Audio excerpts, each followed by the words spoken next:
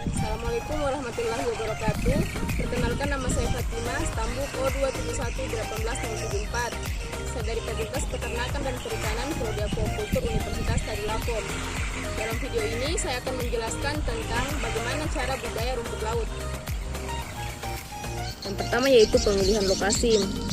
Dalam memilih lokasi ada beberapa hal yang harus diperhatikan. Yang pertama yaitu lokasi budidaya rumput laut tidak tercemar limbah-limbah pabrik.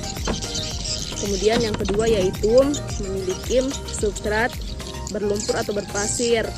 Kemudian yang ketiga yaitu pada saat surut rendah kedalaman air tidak lebih dari 70 cm. Kemudian pada saat pasang kedalaman air tidak lebih dari 200 cm. Dan tahap kedua yaitu melakukan uji penanaman. Apabila lokasi sudah ditemukan, selanjutnya yaitu bisa melakukan uji penanaman. Langkah ini wajib dilakukan untuk menguji potensi daerah terpilih agar pada saat kita melakukan budidaya sentuhan tidak mengalami kerugian. Kemudian tahap ketiga yaitu memilih metode budidaya rumput laut.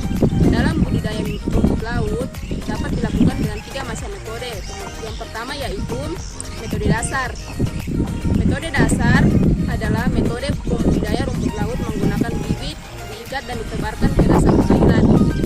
Metode ini juga bisa dilakukan dengan cara menebarkan benih diikat di sekitaran batu karang. Kemudian yang kedua yaitu metode apung. Metode apung merupakan rekayasa dari metode lepas dasar. Metode apung dapat dilakukan dengan menggunakan tiang kayu panjang dan membutuhkan pelampung. Metode apung terbagi menjadi 2 yaitu metode tali tunggal apung dan jaring apung. Metode yang ketiga yaitu metode lepas dasar. Metode lepas dasar adalah metode yang dilakukan dengan cara mengikat benih pada rentangan tali nilon. Metode lepas dasar terbagi menjadi 3. Yang pertama yaitu metode tunggal lepas dasar, yang kedua jaring lepas dasar, dan yang ketiga yaitu jaring lepas dari dasar berbentuk tabung. Tahap selanjutnya yaitu pemilihan dan pengumpulan bibit. Bibit rumput laut dikumpulkan dari pembibitan langsung. Metode pengumpulan benih pun bisa dilakukan dengan beberapa metode seperti penyebaran spontan dan dikeringkan di bawah sinar matahari. Ya. Bibit yang dikumpulkan harus berkualitas.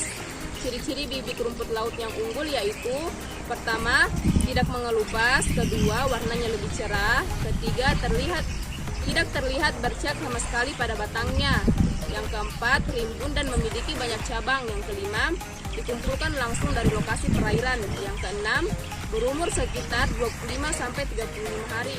Yaitu perawatan rumput laut.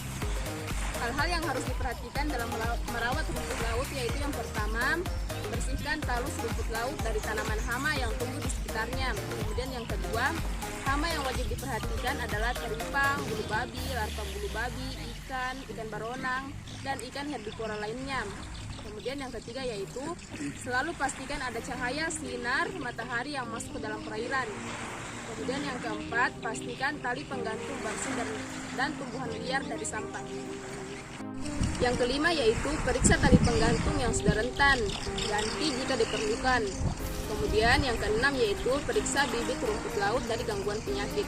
Tahap yang terakhir yaitu tahap pemainan rumput laut.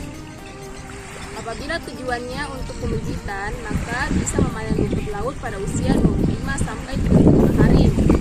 Sementara itu, jika produksi rumput laut tergantung tinggi yang dibutuhkan untuk bisnis, umur paling tepat adalah setelah budidaya 45 hari. Rumput laut yang sudah dipanen bisa langsung dikeringkan dengan cara dijemur di bawah sinar matahari.